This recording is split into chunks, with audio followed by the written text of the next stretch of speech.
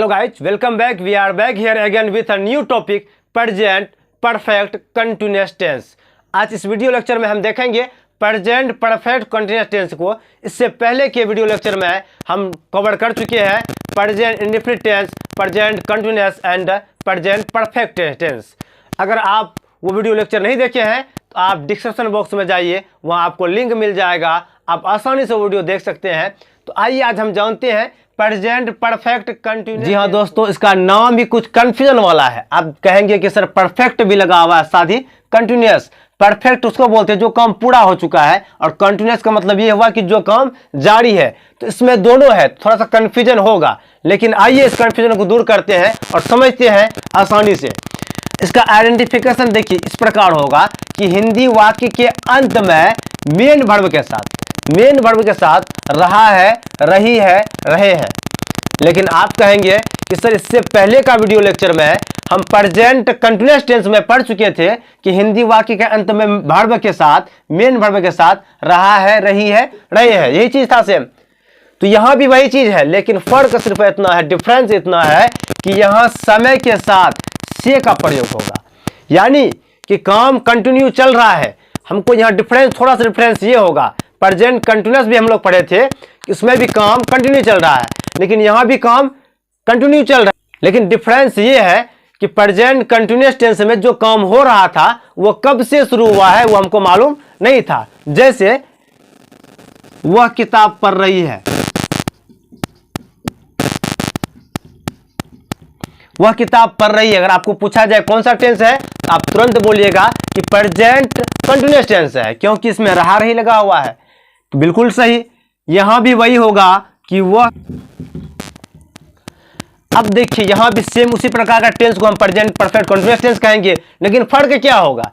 यहां क्या था, वह किताब पढ़ रही है, यानी कि किताब पढ़ रही है, काम चालू है। यहां भी वही है कि वह किताब 2 घंटों से पढ़ रही है।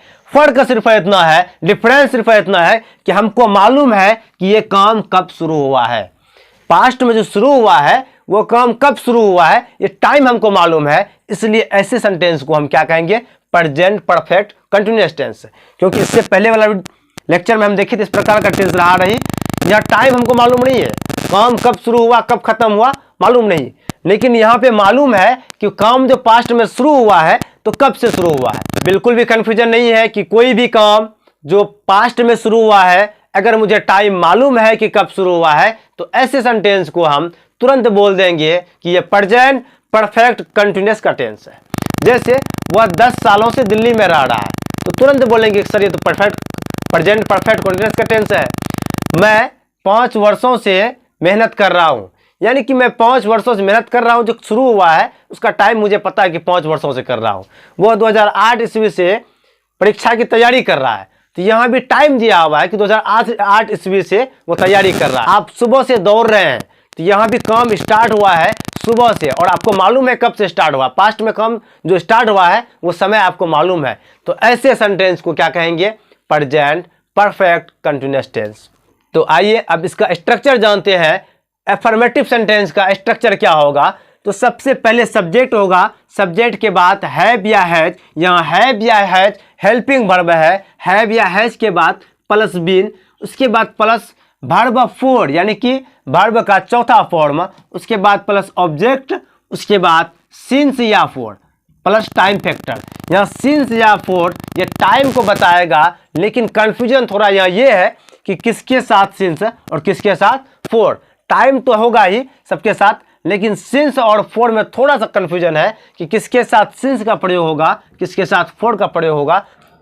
तो आइए सिंस और फोर के बीच का कंफ्यूजन दूर करते हैं और जानते हैं कि किसके साथ सिंस का यूज होगा और किसके साथ फोर का यूज होगा। तो आइए देखते हैं। पॉइंट ऑफ टाइम या definite time, point of time या डेफिनेट टाइम, जिसको हिंदी में कहेंगे पक्का समय के लिए या निश्चित समय के लिए। तो उसके लिए हम क्या लगाएंगे, सिंस। जैसे सिंस 2 o'clock, यानी कि 2 बजे से या 3 बजे से।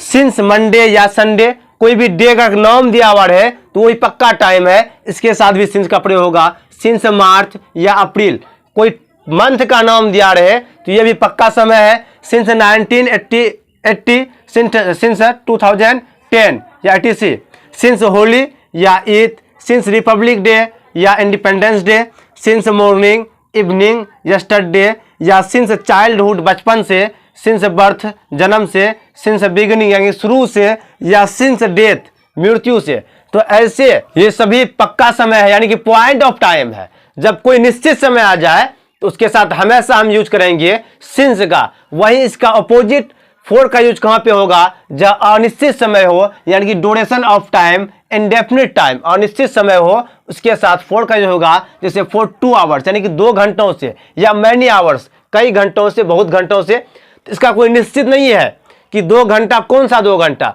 इसलिए इसके साथ हम क्या करेंगे, फॉर का यूज करेंगे। फॉर 5 मंथ्स 5 महीने से, या फ्यू मंथ कुछ महीने से, या many month. Next for 6 years या मैनी ईयर्स। ये सारे जो अनिश्चित समय है, ये निश्चित समय नहीं है, अनिश्चित समय है। ईयर्स या बहुत दिनों से, कई दिनों से, कई वर्षों से, बहुत वर्षों से, ये सारे अनिश्चित समय है यानी कि ड्यूरेशन ऑफ टाइम है। इसके साथ सिंस का प्रयोग नहीं, इसके साथ किसका प्रयोग करना है, फॉर का प्रयोग करना है। सिंस का प्रयोग वही होगा जब पक्का समय हो यानी कि परफेक्ट टाइम हो, इंडेफिनिट टाइम हो, उसके साथ सिंस का प्रयोग करेंगे। और ड्यूरेशन ऑफ टाइम यानी कि इंडेफिनिट टाइम के साथ फॉर का यूज करेंगे। तो आइए और एग्जाम्पल से समझते हैं। तो कुछ एग्जाम्पल्स देखते हैं एफर्मेटिव सेंटेंस का। एफर्मेटिव सेंटेंस का स्ट्रक्चर एक बार पहले हम देख चुके थे, एक बार फिर से देख लेते हैं। सब्जेक्ट हैव या है plus been plus verb four plus object plus since या फॉर प्लस टाइम। वह 2 दिनों से काम कर रहा है। यहाँ टाइम पता है कि काम कब से शुरू हुआ, पास्ट में, इसलिए हम बेझिझक कहेंगे कि यह प्रेजेंट परफेक्ट कंटिन्यूअस का टेंस है। इसको बनाते हैं इसके रूल से। सब्जेक्ट लेंगे सबसे पहले, सब्जेक्ट है वह का इंग्लिश होगा ही, और ही के साथ हैज का प्रयोग होगा। इससे पिछले वाले वीडियो में, प्रीवियस वीडियो में हम कवर कर चुके हैं। अगर आप नहीं देखे हैं तो डिस्क्रिप्शन बॉक्स में जाइए, लिंक मिल जाएगा, वहां से देख सकते हैं। तो ही के साथ लगाएंगे हैज, ही हैज, और हैव हैज के बाद सबके साथ बिन का प्रयोग करना है। तो ही हैज बिन, बिन के बाद वर्ब फॉर। तो वर्ब कौन सा है यहाँ, काम करना। काम वर्क मीन से होता है काम करना, वर्क का वर्ब फॉर बनाएंगे तो हो जाएगा वर्किंग। अब लेंगे सिंस या फॉर। क्या लेंगे हम, सिंस या फॉर क्या लेंगे, फॉर लेना है, क्योंकि ये duration of time indefinite time है, अनिश्चित समय है, इसलिए यहाँ फॉर होगा।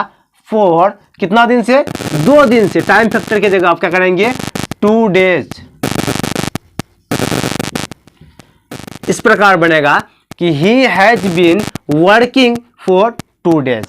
है कि आप सुबह से दौड़ रहे हैं, सब्जेक्ट है आप, और काम कौन सा हो रहा है, दौड़ने का काम हो रहा है। यहां भी टाइम दिया हुआ है लेकिन यह डेफिनेट टाइम है, पॉइंट ऑफ टाइम है, निश्चित समय है, इसलिए यहां हम सिंस का प्रयोग करेंगे। तो पहले शुरू करते हैं स्ट्रक्चर के हिसाब से। पहले हम किसको लेंगे, सब्जेक्ट लेंगे यानी कि यू, आपका यू, और यू के साथ किसका जो होता है, तो यू के साथ हैव का जो होता है। हैव के बाद बिल्कुल बेझिझक सबके साथ बिन लगाएंगे। अब बिन के बाद वर्ब फॉर होगा। वर्ब कौन सा है, दौड़ना यानी कि रन। रन का वर्ब फॉर क्या हो जाएगा, running. You have been running.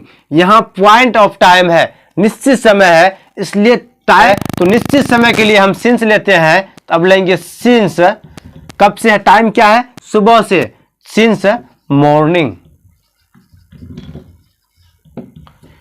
You have been running since morning. अब नेक्स्ट है कि नीतीश कुमार 2005 से बिहार पर शासन कर रहा है। यहां भी निश्चित टाइम है, पॉइंट ऑफ टाइम है। देखिए 2005 से एक निश्चित टाइम है। सब्जेक्ट नीतीश कुमार, तो लीजिए नीतीश कुमार। कोई एक नाम है, थर्ड पर्सन सिंगुलर नंबर है, तो इसके साथ हैज आएगा, हैज बीन। अब वर्ब लेंगे, वर्ब कौन सा है, शासन करना, यानी Nitish Kumar has been ruling. कहां कर रहा है शासन, बिहार के ऊपर कर रहा है। तो ओवर द बिहार, कब से कर रहा है, 2005 से, निश्चित समय है, इसलिए लेंगे since 2005। Nitish Kumar has been ruling over the Bihar since 2005।